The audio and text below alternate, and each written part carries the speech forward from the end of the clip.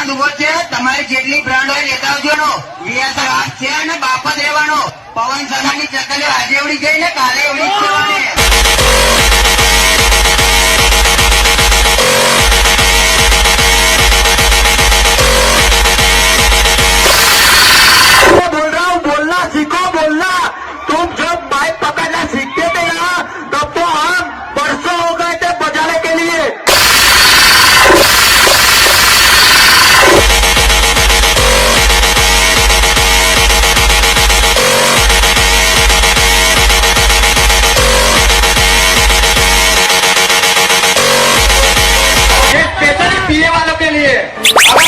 अगर तू અત્યાર ગોયલ નો દીકરો હોય ને તો બહાર આય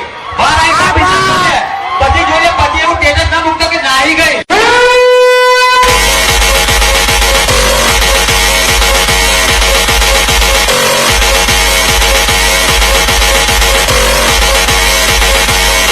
बोलना सीखना फिर माइकिंग करना.